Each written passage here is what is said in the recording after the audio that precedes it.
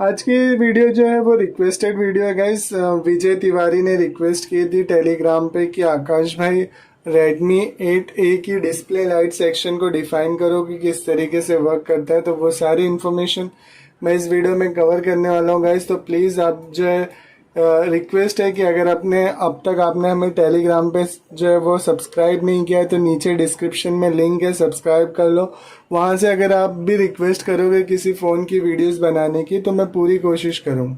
तो चलिए यहाँ पे देख लेते हैं लाइट सेक्शन। ठीक है, लाइट सेक्शन किस तरीके से काम करता है और ये इस फ़ोन में कहाँ पर लाइट सेक्शन है। तो बेसिकली लाइट सेक्शन की पहचान वही है कि बूस्ट कॉइल, डायोड और एक जो है वो आईसी लगी होती है। ठीक है, वो हमारा जो है आपका डिस्प्ले लाइट सेक्शन होता है। बेसिकली डायोड जो होता है वो सीरीज में होता है, एज अ प्रोटेक्शन यूज किया जाता है, रेक्टिफायर डायोड होता है। ठीक है, अब सर्किट किस तरीके से काम करती है देखिए। किसी भी इस आईसी को अनेबल होने के लिए वीपीएच का वोल्टेज चाहिए हमें। तो वीपीएच का वोल्टेज हमें कहाँ से मिलेगा? पीएमआई के पास 632 लगी है इसके अंदर पीएमआई। तो पीएमआई का वीपीएच जो है वो यहाँ से जनरेट हो रहा है, ये दो कैपेसिटर से, डायोड से। उसके बाद जो है देखिए यहाँ पे वीपीएच जा रहा है आपका और ये रेड वाली लाइन है। उसके बाद ये वीपीएच आपका इनपुट कहाँ करता है, देखिए मैं आपको दिखाता हूँ। यहाँ पे वीपीएच आपका आ रहा है जिसे प्रोटेक्शन, एक रेजिस्टर लगा हुआ है यहाँ पे 1812। ठीक है, एज अ प्रोटेक्शन लगा हुआ है। उसके बाद ये कैपेसिटर फिल्टरेशन होने के बाद जो हमारा अटैचमेंट होता है एक बूस्ट कॉइल पे होता है और एक जो होता है वो आईसी पे होता है। ठीक है, आईसी के इस पिन पे होता है। अब यहाँ पे सबसे पहला काम हमें देखना है कि वीपीएच मिल रहा है या नहीं। तो वीपीएच हम कहाँ चेक कर सकते हैं? इस कैपेसिटर पे, इस कॉइल पे। आईसी के अंदर तो नहीं चेक कर सकते, लेकिन फिर भी इस ये कॉइल तक आ गए तो हमें समझ में आ जाएगा कि वीपीएच जो है वो बन रहा है। उसके अलावा हम कहाँ चेक कर सकते हैं? डायोड पे।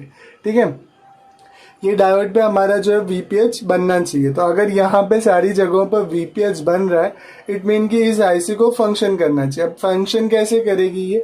तो इसमें एक जो है सिग्नल आता है, देखिए यहाँ पे LCD CABC का जो सिग्नल है वो आता है, जो कि LCD लगने के बाद, और एक सिग्नल जो है हमारा वो CPU से आता है I2C का। ठीक है, देखिए I2C का SCL सिग्नल और SDA सिग्नल जो है वो यहाँ से मिलता है, जो कि इस रेजिस्टेंस से होता हुआ, यहाँ पे 2.2K का रजिस्टर लगा हुआ है। यहाँ से आपका जो है वो रजिस्टर से होता हुआ सिग्नल आपका इस आईसी के इनसाइड इंटर करता है। देखिए इस बीजीए पे और इस बीजीए पे, मतलब अगर आप आईसी निकालोगे तो इनडायरेक्टली यहाँ पे जो है वो आपका इंटर करता है। ठीक है, तो जब I2 ये दोनों सिंगल मिलेगा I2C का, तभी ये लाइन जो है वो जनरेट होगी। और उसके अलावा जो है LCD से ये CABC का जो सिग्नल है ये भी आना चाहिए। ठीक है, उसके अलावा क्या है? LED कैथोड, और ये LED कैथोड 1 और 2।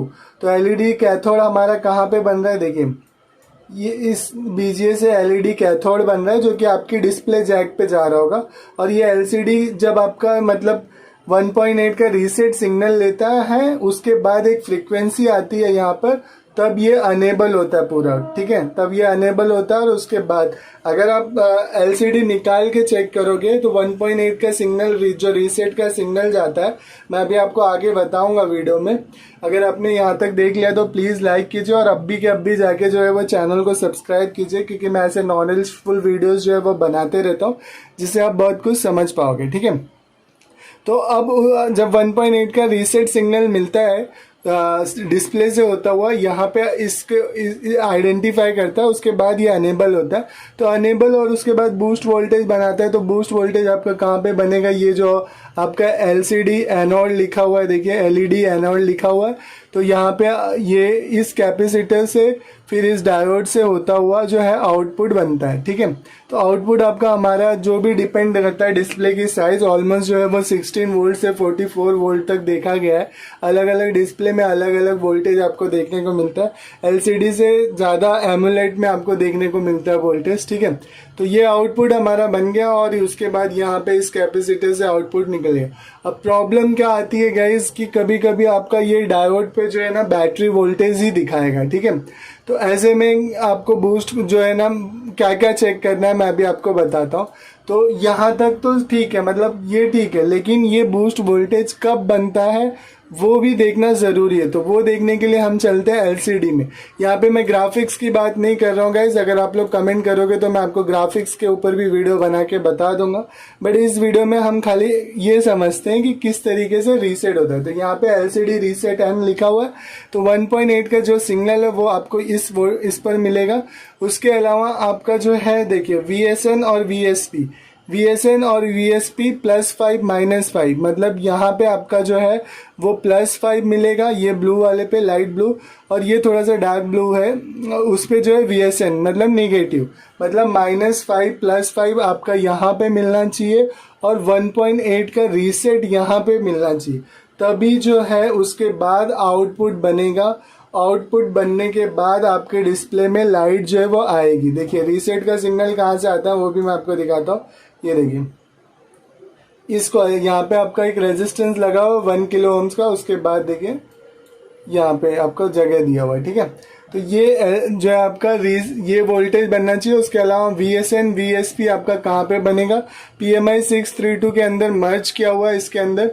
तो इस कैपेसिटर्स पे आपका जो है वो -5 और इस कैपेसिटर्स पे जो है वो +5। लेकिन इनमें से देखिए यहाँ पे अगर आपका ये कैपेसिटर शॉर्ट होगा तो भी आपका +5 -5 नहीं बनेगा, तो ऐसे में आपका लाइट जो है वो नहीं आएगा।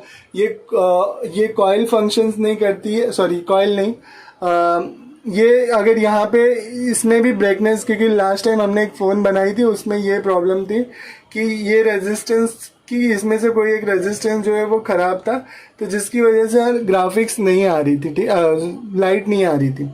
तो यहाँ पे अगर आपका ये सारे सेक्शंस में भी अगर कुछ प्रॉब्लम होता है PM632 में, तो आपका इनडायरेक्टली +5 -5 नहीं बनेगा, तब भी आपको जो है वो दिक्कत आएगी। और रीसेट नहीं मिला तो CBC से जो है ये देखिए ये जो LCD ABC है इससे सिग्नल नहीं जाएगा, जिसकी वजह से आपका फ़ोन आइडेंटिफाई नहीं कर पाएगा कि डिस्प्ले उसमें लगा हुआ है और लाइट बूस्ट वोल्टेज प्रिपेयर करना, तो बूस्ट वोल्टेज नहीं बनता है।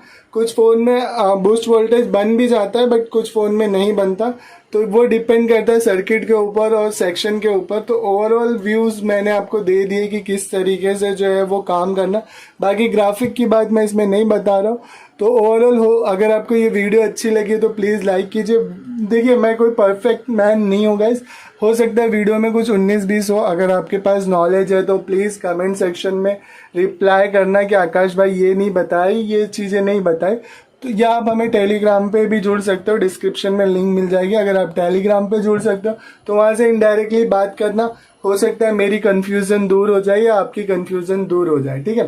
तो टेलीग्राम मैंने इसीलिए बनाया क्योंकि मेरी कोशिश है यूनिटी क्रिएट करने की, और हो सकता है कुछ 19-20 मेरी तरफ से भी हो सकता है, तो प्लीज़ अगर करेक्शन होगा तो करवा दीजिएगा, आपका एहसान रहेगा। और अब तक चैनल को सब्सक्राइब नहीं किया तो प्लीज़ सब्सक्राइब करो, मोबाइल रिपेयरिंग ग्रुप में शेयर करो, ठीक है। मैं मिलता हूँ आपको अगले किसी नए वीडियो में नए टॉपिक के साथ। Thank you.